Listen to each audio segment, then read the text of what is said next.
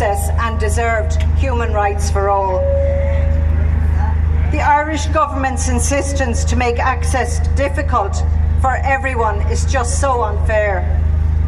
It is in fact inhumane and at present unlawful. We intend to change our government's attitude for good. Most EU countries today allow some form of medical cannabis. The Irish government is showing more loyalty to corporations than to our own people, our own sick and suffering people. And that is why we must show the courage of our conviction and strengthen our numbers to overcome this. The hundreds and thousands of Irish people who need medical cannabis can no longer be ignored. Brave patients of cannabis, all those wonderful people who participated in our documentary, have documented their progress over recent years.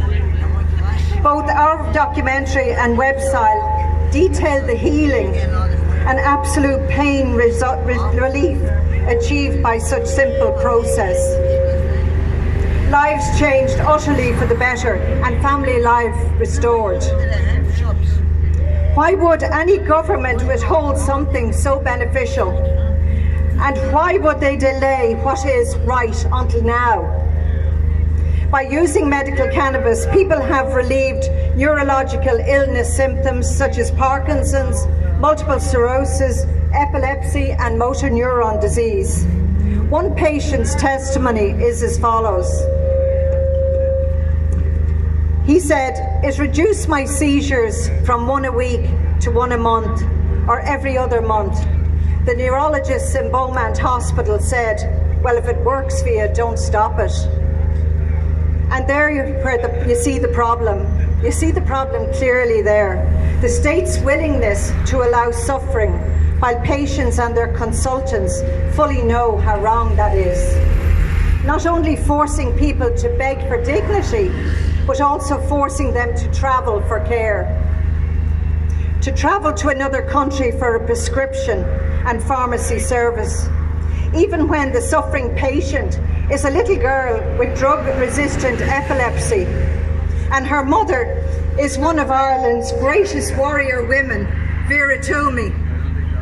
Vera's daughter, Ava Barry, is one of only 16 people in Ireland to be granted a licence to be prescribed cannabis oil.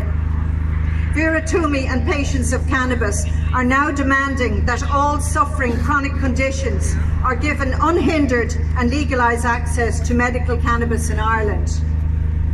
Some more conditions that are helped include fibromyalgia, COPD, degenerative bone diseases, autoimmune disorders and cancer. One patient with chronic obstructive pulmonary disease has said of his progress, "My COPD was cured by smoking pure organic herbal cannabis. My management of my chronic pain has given me back my life without horrible side effects. I have saved the taxpayers thousands of money, if not in medical costs and drugs." So seriously, people, we must ask our health minister, what's not to love about that? Huge effort was made to bring forward an amendment to the law governing cannabis use in Ireland, but this has dragged on for far too long. Several hard-fought exceptions have been granted, but why should any sick person or family member have to fight so hard just to be well, to have a life worth living without synthetic drug side effects? Before finishing up, I'll just give you another testament from a patient who said, "Cannabis saves my life, sparing me intolerable suffering. I don't like how cannabis prohibition tarnishes viability or of respect for the law. No law should mandate such needless suffering. What insane cruelty is this? Why increase suffering? Why replace patients' medicine with persecution?" And this, I'll just finish, we believe the present control of medical cannabis in Ireland to be unlawful, and it is unlawful. We ask how EU competition law can possibly allow this to continue, not to mention the contravention of laws around inhumane, degrading treatment of all those who are suffering. We argue for the right to health, privacy and disability rights. Our Health Minister, Simon Harris, must put patients before pharma and do the right thing. Ireland must lead the way and can lead the way in better healthcare. No one natural plant has such miraculous effects on so many illnesses, and no one person has the right to deny another their own miracle.